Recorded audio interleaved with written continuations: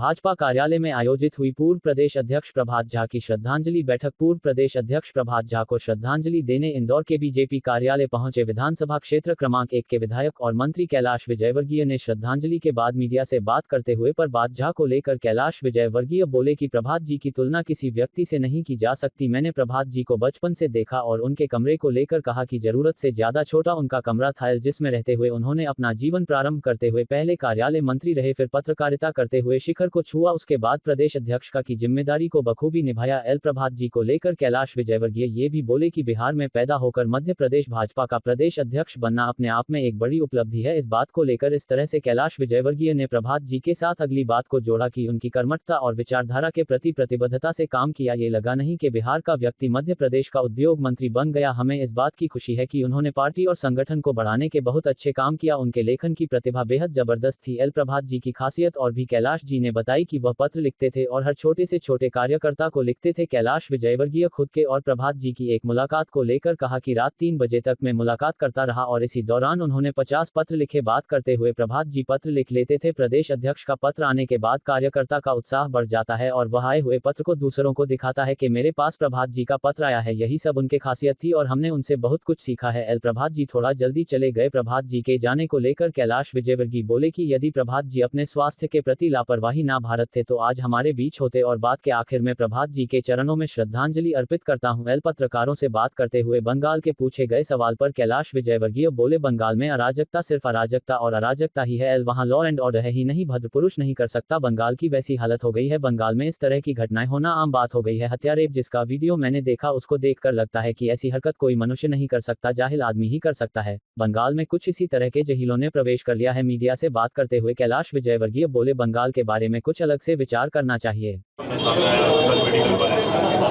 देखिए, बंगाल में अराजकता अराजकता और सिर्फ अराजकता है। वहाँ लॉ एंड ऑर्डर है ही नहीं। वहाँ कोई भी भद्र पुरुष रह नहीं सकता। वैसे बंगाल की हालत हो गई है और मैं समझता हूँ कि बंगाल में इस प्रकार की घटनाएं होना बहुत आम बात हो गई है।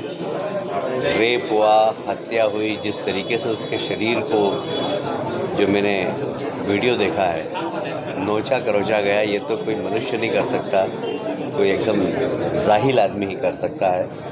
और बंगाल में इस प्रकार के जाहिलों ने प्रवेश कर लिया है। मुझे लगता है कि बंगाल में के बारे में कुछ अलग से विचार करना चाहिए। मनीष तिवारी की जेल से छूट करा शरद जी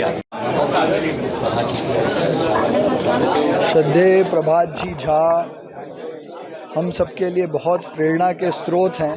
भारतीय जनता पार्टी की पंचनिष्ठा को सही अर्थों में समझाने वाले, एक एक कार्यकर्ता से संवाद करने वाले। मेरा सौभाग्य है कि उनके अध्यक्षीय कार्यकाल में, उनके नेतृत्व में युवा मोर्चे का काम करने का अवसर मुझे मिला और संगठन समझने का मौका मिला।